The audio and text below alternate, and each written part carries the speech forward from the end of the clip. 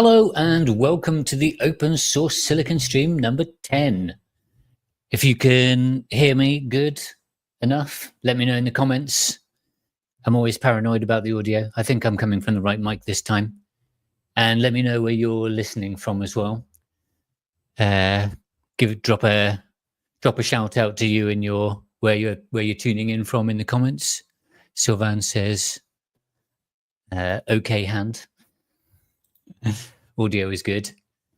And I luckily I know where Sylvan's tuning in from, but I won't dox him. So in this week's Open Source Silicon stream, we are going to be taking a look at latest news. That's the first thing, as usual. I've got info on the open letter, some recent tape outs, events, a couple of surveys that we're running, and then the ASICs in space idea, SpaceX.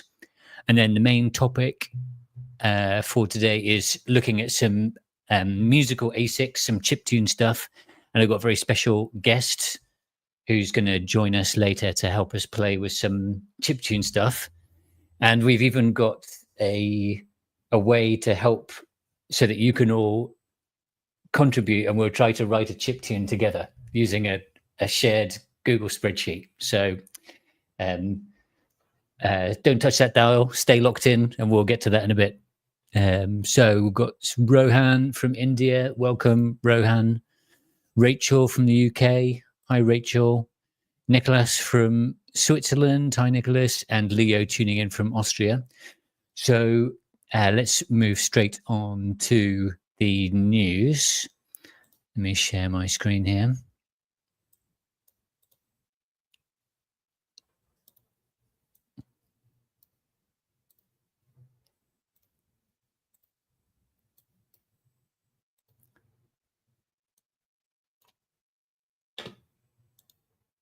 And this should be linked into the video description. So if there's links here that you want to get access to, I'll be dropping them in the chat, but you can get access to here as well.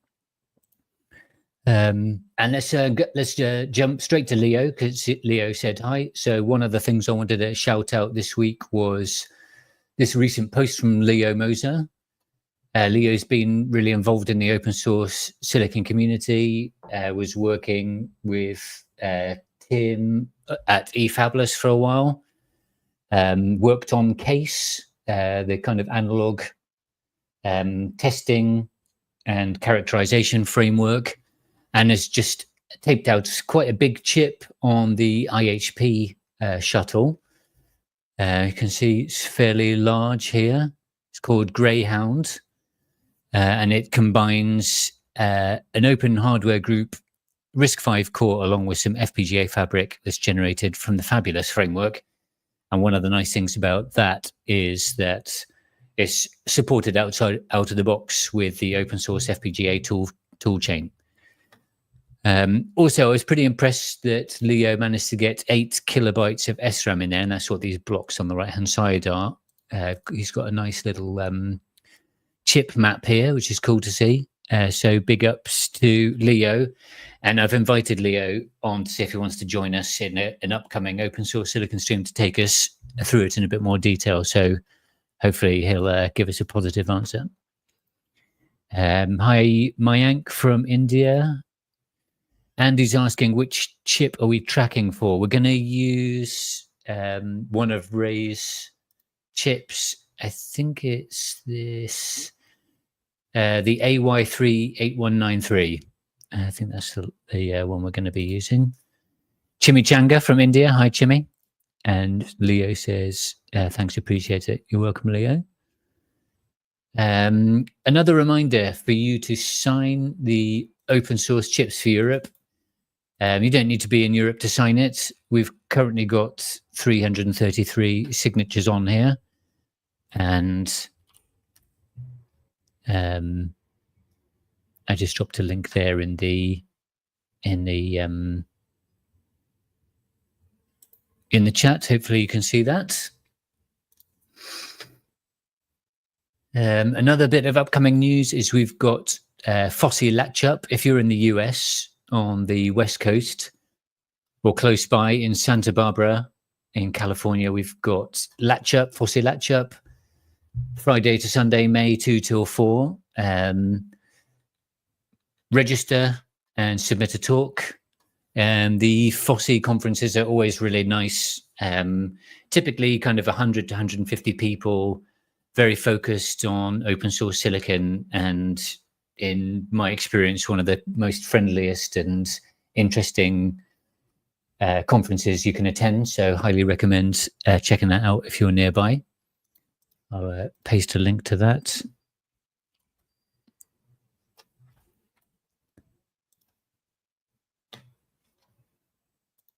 And then, as you all know, I'm sure we had this eFabless shutdown last month that was very surprising and kind of threw all our plans out the window. So one of the things that we've just released for Tiny Tapeout 8, 9, and 10 submitters is we've sent an email with this form to ask where you're at and what you want us to do with your designs that were on 8, 9, or 10. So if you submitted on 8, 9, or 10, check your inbox. Might have gone into spam. Otherwise, I've also just pasted a link to the email we sent out in the announced channel of the Tiny Tapeout Discord. So we're waiting for your replies about what you want to do. This is not a final ask. This is just for us to get an understanding, basically, so I can actually show you on our responses.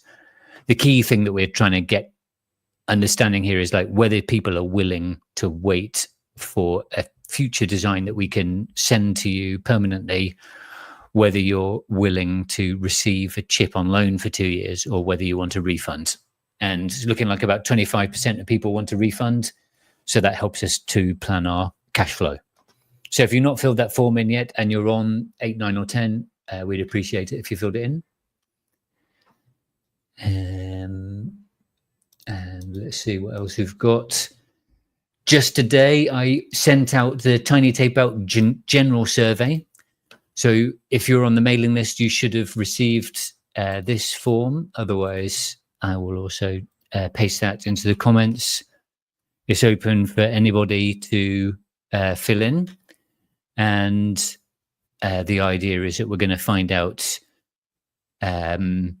about you, your background, how many designs you've already submitted to Tiny Tapeout, what you're expecting to do in the future, how you feel about the IHP shuttles with the export limitations, helping us choose future features and getting an understanding of pricing sensitivity. And one option we're also considering is industry sponsorship. So if you or your company is interested in sponsoring the project, it's an opportunity to let us know. And we've got a wafer, a silicon wafer that's going to be sent out to one random respondee to this questionnaire to encourage people to fill it in. So if you've not already filled it in, then check your email. And otherwise, I just dropped a link in here as well in the chat. We've got a question from Tetzelbrum. What are we going to do with analog mixed signal designs? Yes, so we don't really know. The first shuttle that is going to be available for you to buy and own on IHP is going to be end of this year or early 2026.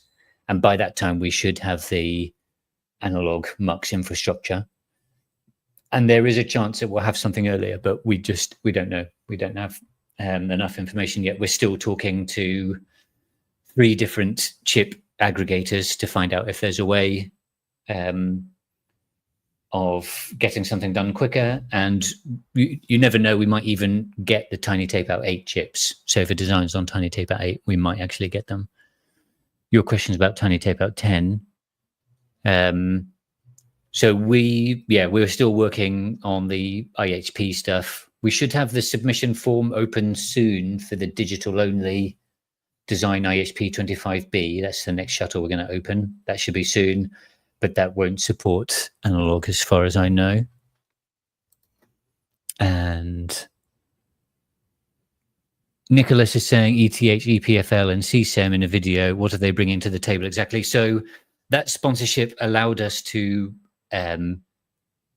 port our tiny tape-out infrastructure to IHP, and then also run a shuttle in Europe that will be free silicon, but with these limitations on ownership.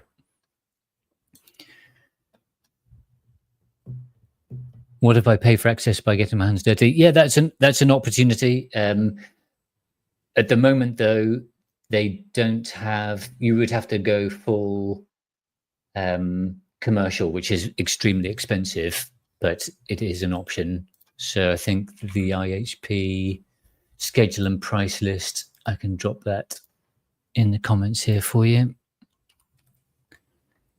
We're going to get a discount on the open source one. And then the last bit of news I have is just an update on SpaceX.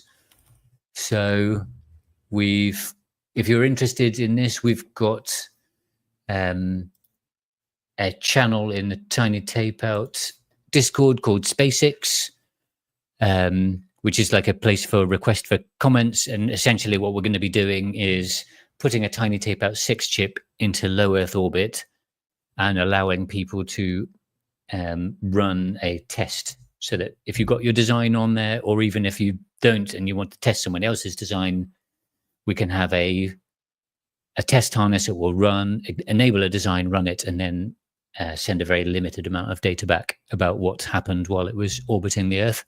So if that sounds interesting to you, then make sure you join the Tiny Tape Out Discord channel, and I'll just drop a link here so that you can join that channel.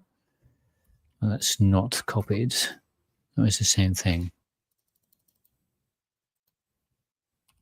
Okay, this is what happened to me the other day. I can't actually copy it. There we go. So that's where to go if you want to join the SpaceX channel. And Pat has just about finished the PCB. It's going to go onto a pocket cube, which is even smaller than a CubeSat. And we basically just have one PCB that's going to be going into space. So that's it on the news side of things. And now we're going to move on to ASIC chiptunes. And I'm going to just invite our special guest onto the stage. Hi, Ray. How's it going? Hello.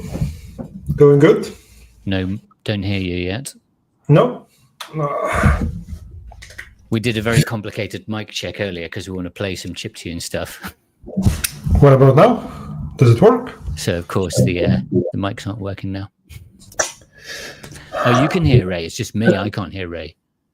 Can you hear me? Oh, my God. There we go. Yeah, I got it. But I've got myself twice somehow. Okay. Say something again. Yeah, test. Number one. What is happening? Why you're not... I'm sorry about that. Okay. I hear you, but it's quite distorted, and I hear myself twice somehow. Maybe I'll try to rejoin the studio.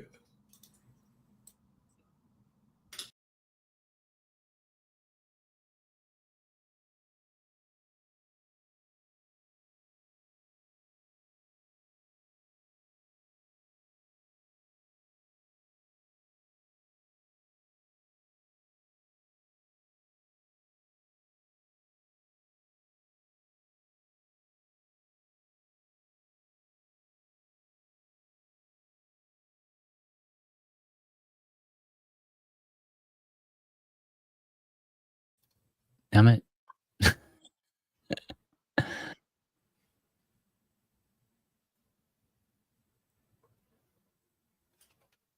How about now?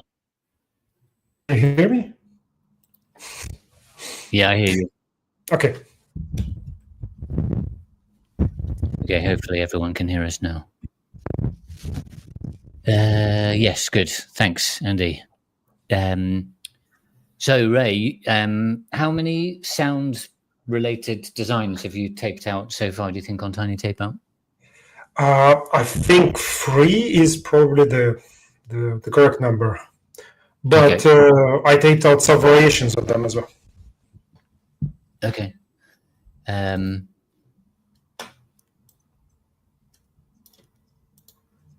So I still hear you very distorted, Ray. Can you just keep talking for a minute?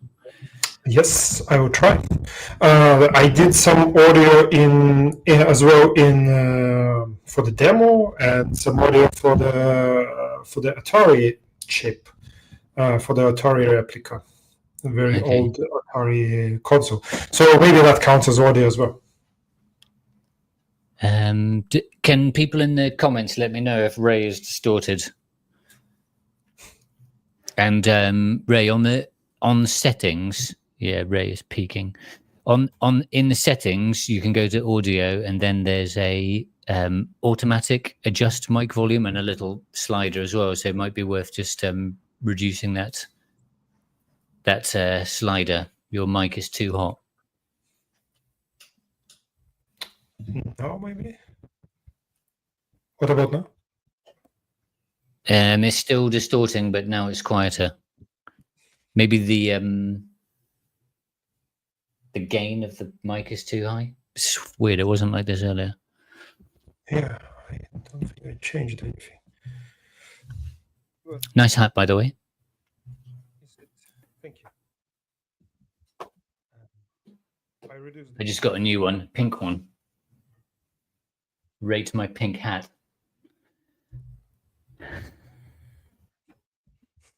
Nice. Try again, Ray. Okay, now is it better? Okay, now it doesn't sound like it's distorting, but it's super quiet. So maybe you need to turn up the volume in StreamYard now.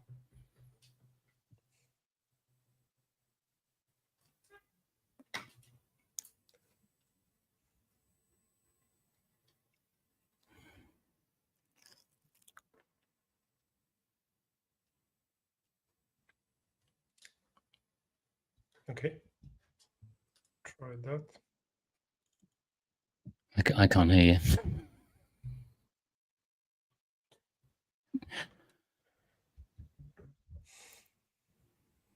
I'm sorry about that. That's all right. Okay, that's better. Tried it before it worked. That's sounding better. Keep talking. Okay. Yeah. What should I say? Okay. So Sylvan's saying that's good. Okay. Yeah. Yeah. Exactly. We need a like mixing desks and stuff here. Yep. Okay. So Ray, you want to take us through some of the designs that you've submitted? Yeah, I can. We can go quickly through some slides, maybe. Let's see. Yeah. This is sounding way better. Thanks for sorting that out.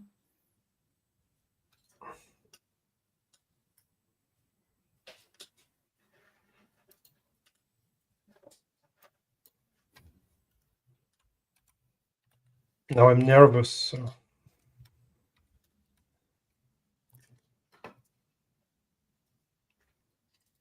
You're going to share your screen? Yes, in a second.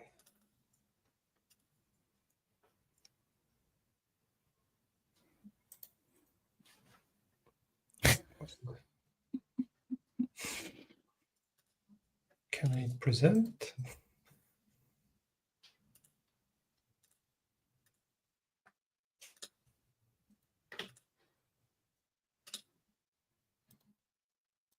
Nothing works now. It's.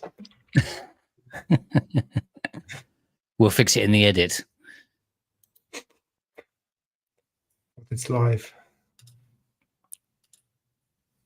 For some. Oh, yeah, I see what's the problem. I'm a guest account. So.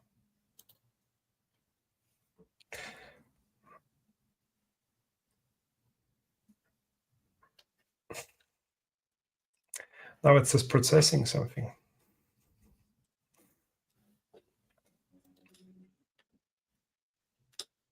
Okay, I see it.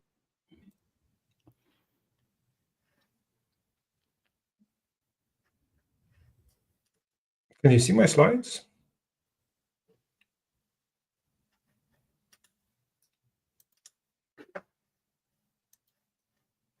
There we go.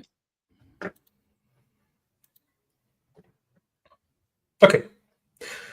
So yeah, maybe yeah. I'm a bit nervous now, so Matt, please help me here a little bit. Do you want me to? Let's just pretend that the last 5 minutes hasn't happened. So Yeah, it's a bit hard. I'd just like to welcome to the stage Ray, who's a long-time Tiny Tape Out and Zero to ASIC course fan. You can tell by his Tiny Tape Out hat. And he's going to be talking to us a little bit about his some of the work he's done with his retro chips and chiptune stuff. So, Ray, which is your favorite, the SN76489 or the AY38193? It's a hard question. So the SN they are both very similar chips. They are from the same time zone. They are from almost before I was born. So basically, and they were in all popular 8-bit machines, in many of the popular 8-bit machines. So it's always hard to pick one. But I actually started with the SN chip, which is a little bit simpler maybe. And I actually wanted to do for Tiny Tape Out 3. That was my original plan, which failed, but I managed to drive myself into Tiny Tape Out 5. Yeah. Maybe it's worth showing as well the result, the Tiny Tape Out 5. This is probably see it. This is the chip with both of those designs, and you can see there is a Tiny Tape Out audio mod plugged in for actual sound. It is actually quite surprising that the audio P mod works with it, because it was when I was doing it, it was 1 year before the audio P mod, so it's just by some happenstance it just luck. Yeah, just pure luck basically. Yeah, so I can actually try to run some music in the background and see if people will hear it. But let's look at the slides a bit as well.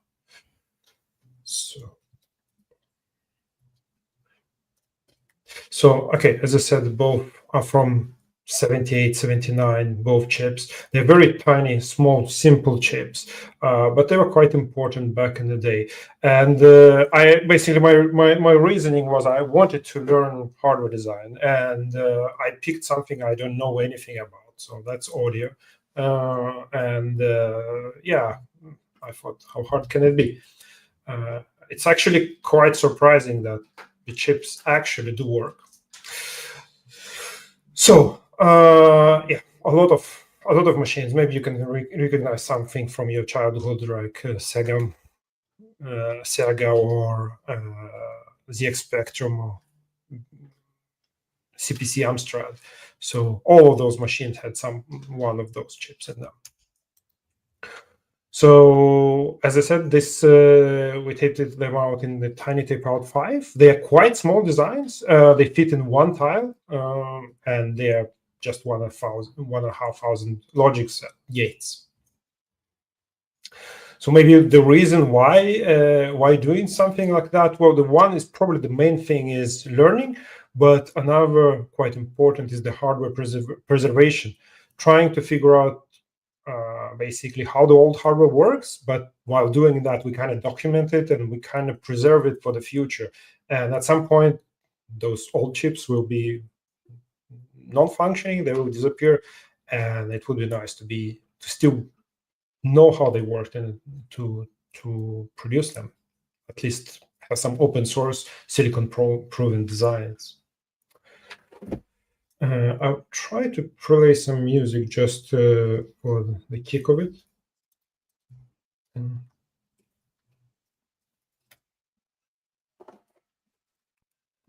I wonder if you can hear something.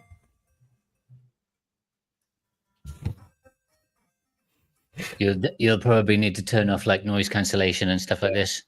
Oh yeah, as I said, the chip music, that's what they call noise these days. Yeah. Modern people.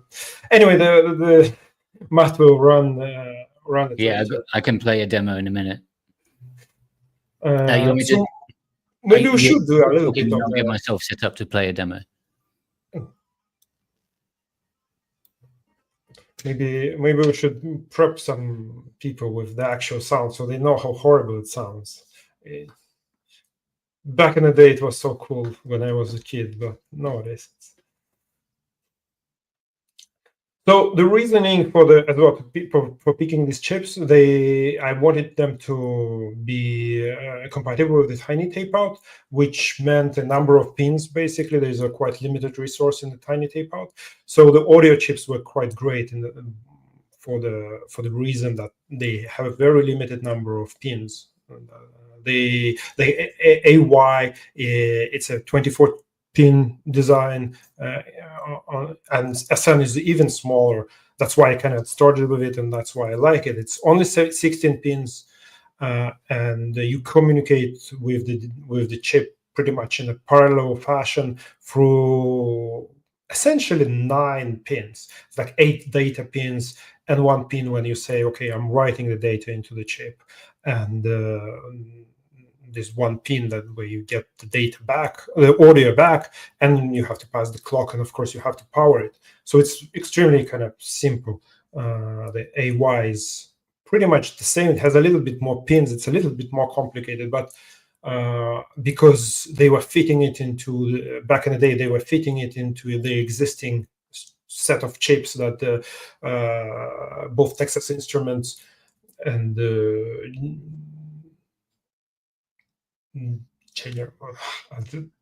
basically I forgot the name of another company, but they had a bunch of like CPU and RAM and everything, and these chips had to fit into their designs. So they sometimes a little bit more complicated than they should be, but they geared towards the collection of chips that company would be providing, so that you could assemble a whole system.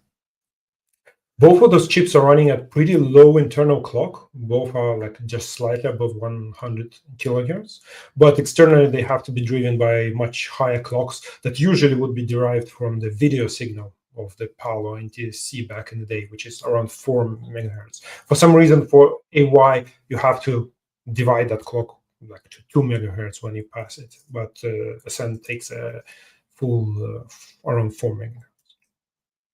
So as I said, I tried with the Tiny Tape Out 3. Unfortunately, I failed because the frequency of the Tiny Tape Out 3 allowed only like 12 kilohertz, which is 10 times slower than the actual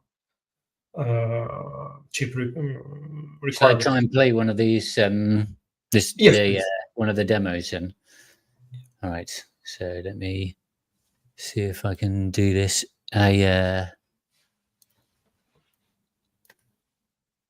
Gonna remove this and add that, and then I need to change my mic settings, unfortunately.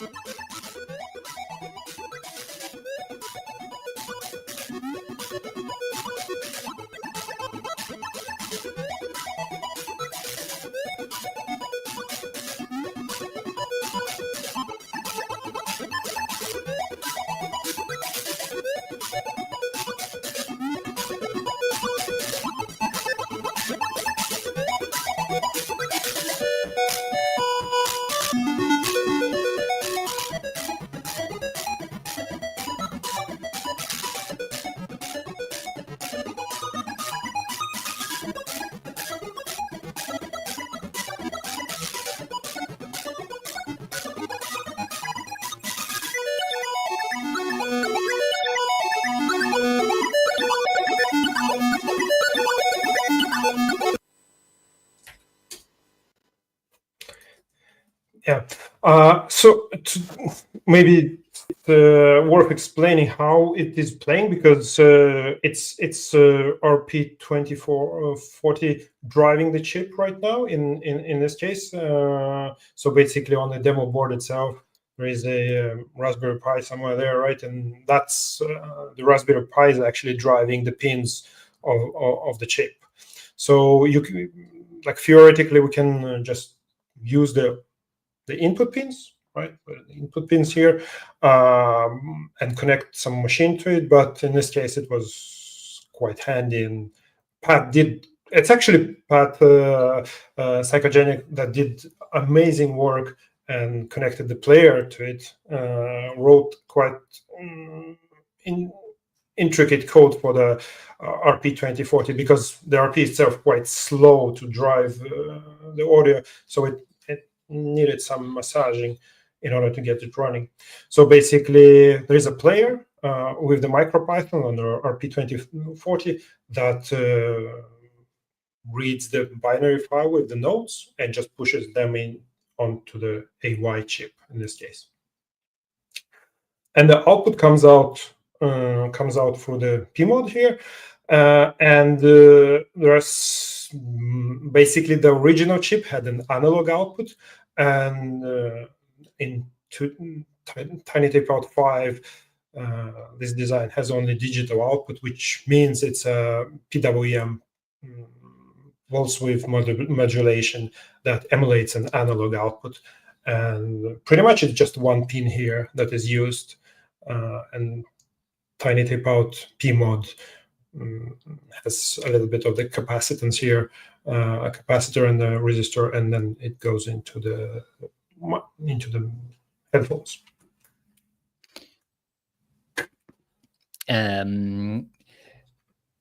Let's share that spreadsheet, because I want to give people a chance to come up with something that we can try to play at the end. So I had a crazy idea on Friday, which was like, let's ask you all to come up with your own demo tune, and then we'll play it on this this recreation that Ray's made. So I asked Tamash if he'd be interested in doing that. Let me just load up the file. So at the stage over here, and Tamash came up with this. So maybe we could also use this a little bit to explain how the chip is working, Ray. So we've got these 3 channels here, A, B, and C, and then there's a noise and an envelope channel. And if you want, you can open my presentation as well and like put them side by side, because there is a block diagram there that you can use. Okay. That's or you can control a bunch of decaps. This one. Oh, this is it's ascend, but you just scroll a little bit, and then there will be AY as well. They're conceptually very similar. Yeah. There we go. So there is like a huge block diagram that comes directly from the documentation. But if we go one next slide, one more slide, please. Yeah. So here you can see basically the main meat of the chip, and there are 3 tone generators, and you will see them in the spreadsheet. The spreadsheet is like 3 channels. So those you can control, and basically they're just pulse, square pulse that gives one note. And it's controlled through the period. Basically, you say how often do you want. Yeah, maybe you can put both at the same time. That would be nice if you can put. Yeah, don't know how I can do that easily.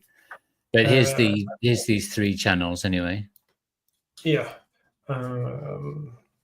So So there are 3 channels, and every channel has a plays 1 note, and you can control those notes for the periods. On the top there is like basically C sharp on the very top of the spreadsheet here, and then below there are the actual numbers that give you a particular time. So that's how many clocks between it flips from 0 to 1. Basically, the pulse is to generate node, the chip just flips between 0 and 1, and by flipping that, it generates a particular frequency, and that frequency is controlled in terms of clocks, how many clocks before it flips between 0 and 1. And those clocks, of course, they depend on the frequency of the chip, which is at 2 megahertz here, right? And and that's how you set the period. Yeah. So I've just shared the link to that in the chat, and you can make your own copy. So you shouldn't be able to edit this one, but you should be able to do file, make a copy, and then you'll see that this is the hex code that is generated. So that's what we have to send to the chip. And if you see, like, if we change this, so instead of it playing a C to start with, we change it to be a C sharp by typing 451. Then over there, here, the hex file will get changed. And then what you can do is you can come up with your own thing. Share the link to your spreadsheet, and then I'll take this hex and we'll run it through the chip and play it over the speakers like we did earlier. So if you've not used a tracker before, it's a bit like a tracker where it's going to start playing this row, and then a quarter of a second later it's going to play this row, and then it's going to get to the end and finish. So if you want more rows, you've got to change this number of samples. Oh, I don't want this. I don't want to change this edit. I want to go to my own tracker. Let me just turn off my screen sharing while I fetch it from my Google Drive. There we go. So if I want to make 16 samples, I change that and it adds me these extra rows. It repeats the last thing in the row, so it will just keep on playing this note. And there's a couple of little comments. Tamash has put comments in these corners here. And you should only change stuff inside here, and you'll end up having this bit generated, and then this bit is what we're going to get running. So Andy's saying, what is the mix column? So if it's 2, it's going to play the tone only. If it's 3, it's going to be muted. If it's 1, it's going to be noise only. And if it's 0, it's going to be tone and noise.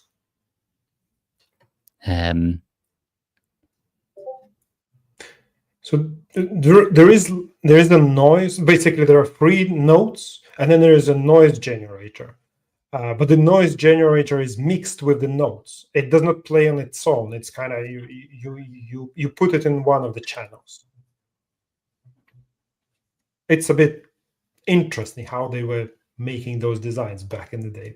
For instance, for the SN, you have only one channel can play noise, and here they both 3 can play. Andy's saying, does it re-trigger the envelope on every step? No, it doesn't. It does not. You actually have to change something in the envelope for it to re-trigger itself. Basically, you have to write to the envelope period, the shape, in order to re-trigger it. It's actually quite hard to use envelopes, and the envelopes are very interesting, and they are not the modern envelopes. They are very old school. Basically, you can only go up or down. It's like a triangle, basically. So if you know AY, it makes sense. If you don't know AY, it's for the first time, it you can actually many games were avoiding, and like not that many. If you look at the games, they would not necessarily use envelope at all. So I'll show the process here. So I've got to copy this hex, and then XXD. It's a handmade tracker. Paste it in, and then I've got to copy that, and then I've got to play it. Was it demo.py? Yeah. And I'm going to need to turn my mic over again to the other one.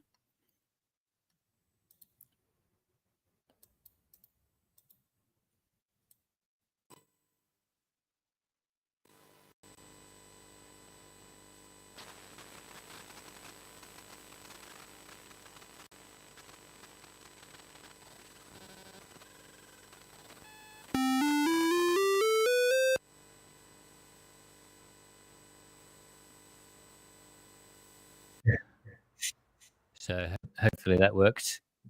Yeah, that worked. Yeah, great. Okay. Pretty basic, but it works. Yeah. So yeah, just going up a little scale, and then why don't we add a little bit of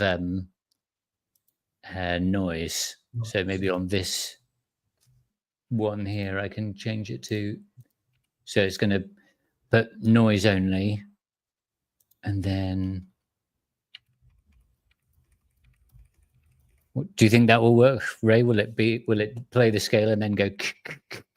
It will go because then you have to put zeros maybe in between, because right now it's like you remember Tamás was saying that it will just play the same note. Yeah. Okay.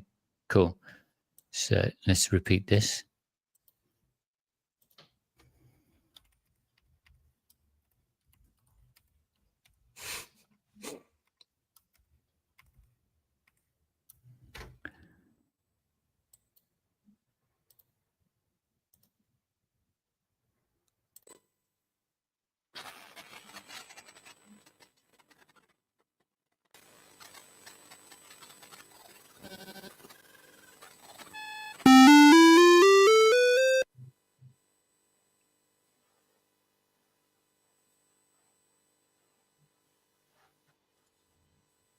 No, I didn't.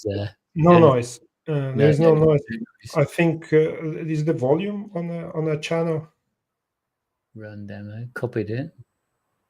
It worked, but there are no noise. So I wonder if the volume on that channel. You see, the volume is 0 on that channel. On the second channel. Right. Okay. Yeah. So maybe let's set this to 15. Yeah, it's probably a bit much to ask that one of you is going to come up with some little tune without your own ability to iterate quickly on your own. But it's faster than submitting an ASIC, eh? To be honest, I have this now after getting the actual ASICs back. I have this imposter syndrome. Chip imposter syndrome. I think that it's not a real chip. It cannot be that it works.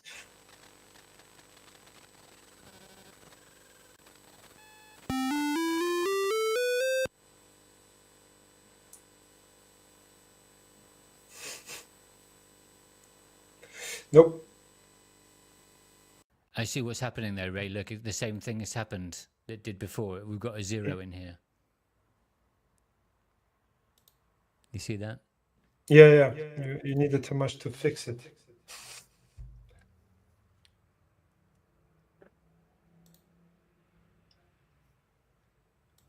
It was a copy paste. I wonder if it's an issue with this.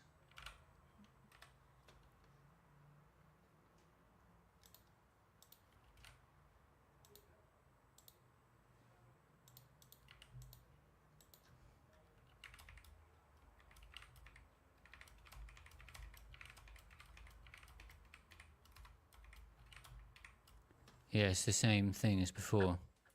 Yeah, for some reason your 9th Yeah. Raw doesn't produce a register. What do you think if I just shift all of this up by 1? No, I don't. Think that'll work?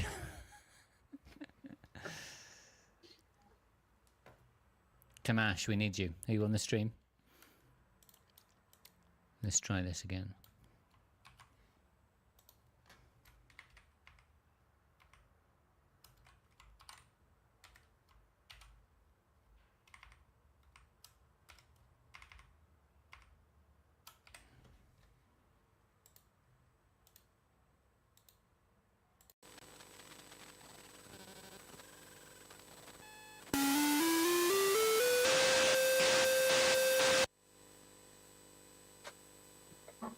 Now you have noise all the time. No, All the time, yeah, but at least you got it to do something. but it is modulated. Yeah. I guess because this is set to 15.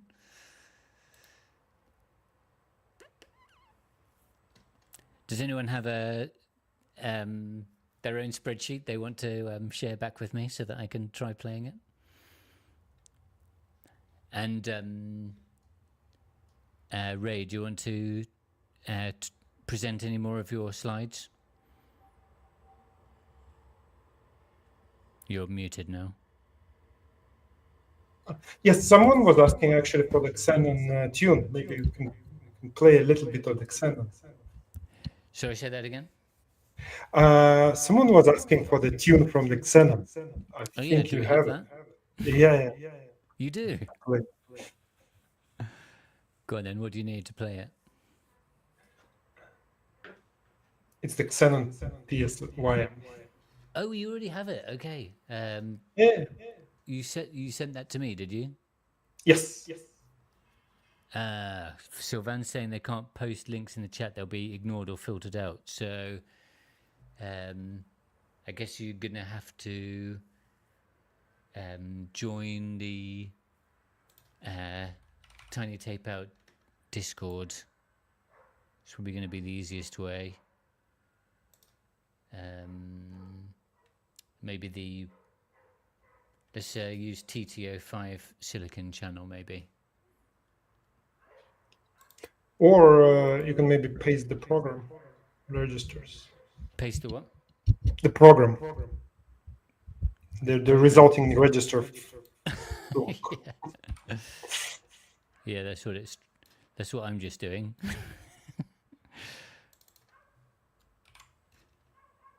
Okay, yeah. So if you want to share your spreadsheet,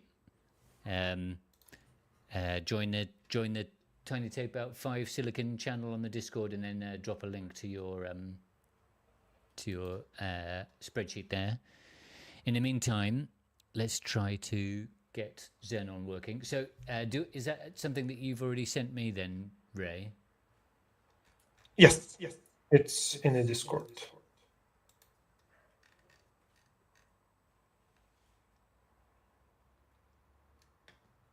I can send it back.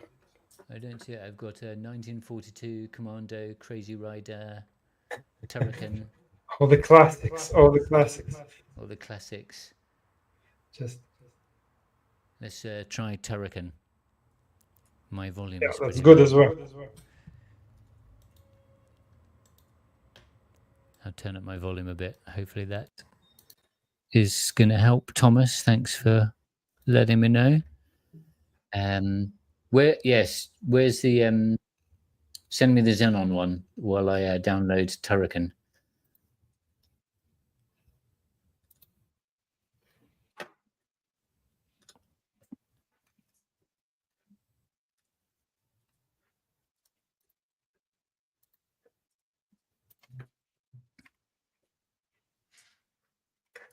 I wish we would have a cable that like a USB to parallel, something like that you can plug directly into the board so that you can run programs directly, like control the Tiny Tape Out chip directly from your PC or something like that. That would be handy. Oh, that's a big one. Now I'm going to need to actually connect though to play that one, aren't I?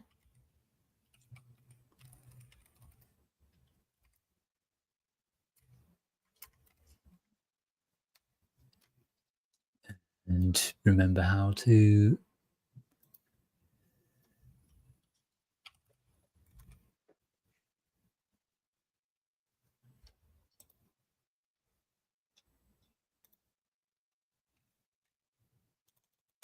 So yeah, people who have a tiny tape-out board, you can try it at home, especially if you have audio bmod. The repository with players is public now.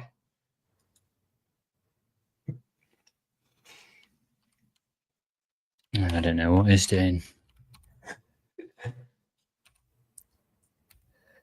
Any ideas, Ray? This was working earlier.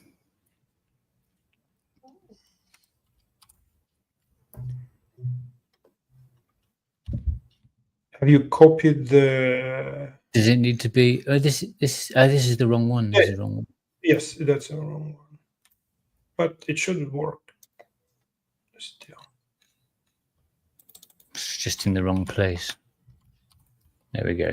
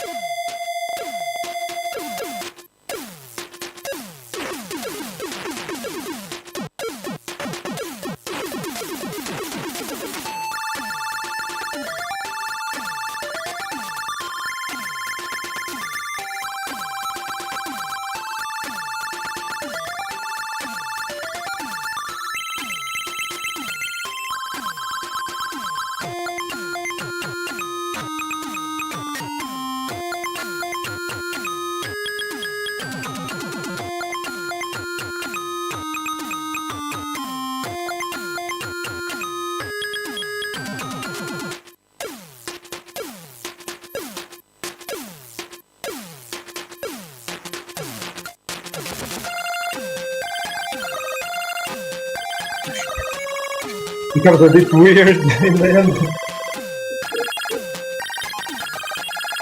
I'm actually not sure if it's a bit of a slowdown in Raspberry Pi, or is it a problem when they were capturing from the actual games? Because it sometimes sounds a bit like lagging behind, or maybe it's my chip.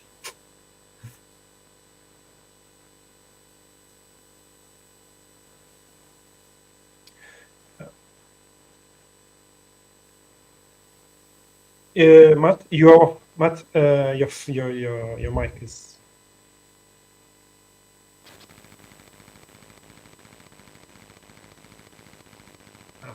It's copying.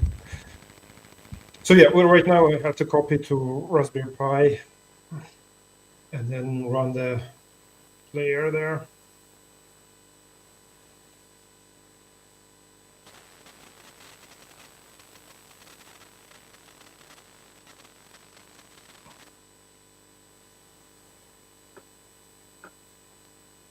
I wish I could post a link to it in the chat in the comments, but it does not allow me to do it.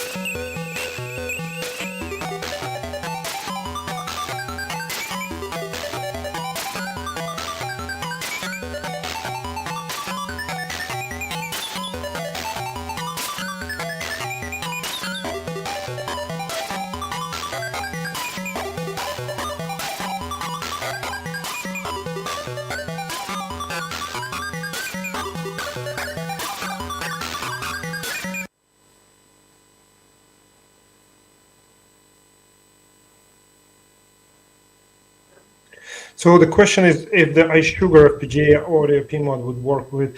I actually was using it before, but sorry, I don't know if I was muted. But the question was if iSugar FPGA audio PMOD would work.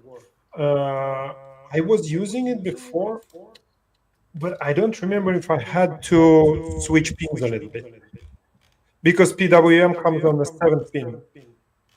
But otherwise, yes, you can use it. You might need to swap some pins. Ray, so Andy's dropped us this, but oh, you changed it up here, did you, Andy? Good job. Okay, so, but I'm just seeing a lot of these zeros in here. Do you think that's going to cause a problem? Your screen, I don't see your screen. My screen's not sharing. Here, yes, Andy, well done for getting the number of samples. I think that there's something that's gone a bit wrong with the spreadsheet. It was probably too much to get done. Yeah, you need too much to fix it. What's this? I think these zeros are gonna, when it reads a 00, that's like it just stops there, and I don't know why that is. So if you look at the register, yeah, a little bit, yeah, you see that there's a hole here. Yeah. Should be no hole. We're just coming up to the end now. So what I'll do is I'll copy this. We'll see if it works. And if it doesn't work, then I'll ask. I'll send this link to Tamash and see if we've got something wrong with it, and then I'll play it and record it and send it to you, Andy, over the Discord. So for now, let's just see if this is going to work.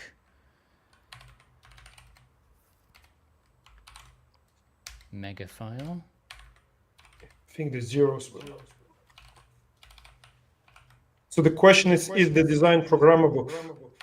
No, this design is exactly as the original chips, where they are not programmable in terms of, it's not an FPGA, it's actual silicon. And it is designed to be as close as possible to original, both looking at the manuals, but actually looking at the decaps of the chip and reverse engineering the chips and looking at the internals of the chip.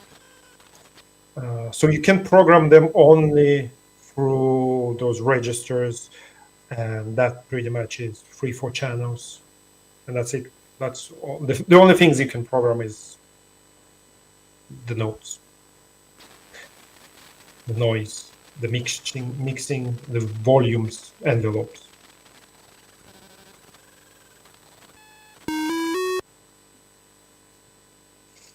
Yeah, it stops on the 0 because there's something wrong with the spreadsheet. Yeah. So sorry, Andy. weren't quite well prepared enough, but we've got the first 3 notes, so I'm still going to take that as a win.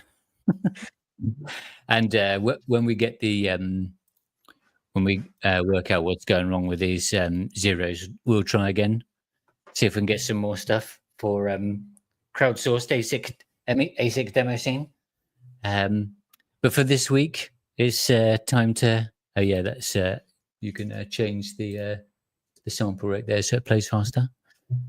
For this week, thanks very much everybody for tuning in. Thanks. Let's give Ray a big up in the comments. Everybody say give the fire emoji for Ray.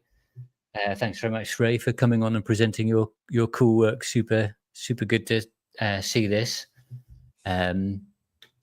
And maybe we'll come back to future ASIC chip tunes. We've got more to test. We've got the analog stuff to check out as well. As usual,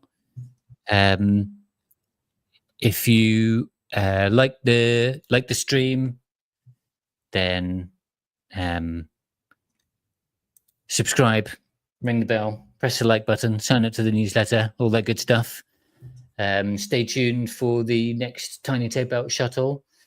And if you've got ideas of things that you want us to cover on the next Open Source Silicon stream, which will be number 11 next week at 5 p.m. Central European Summertime, then just get in touch somehow, drop us a comment, tell us what you'd like to see. And thanks very much for tuning in.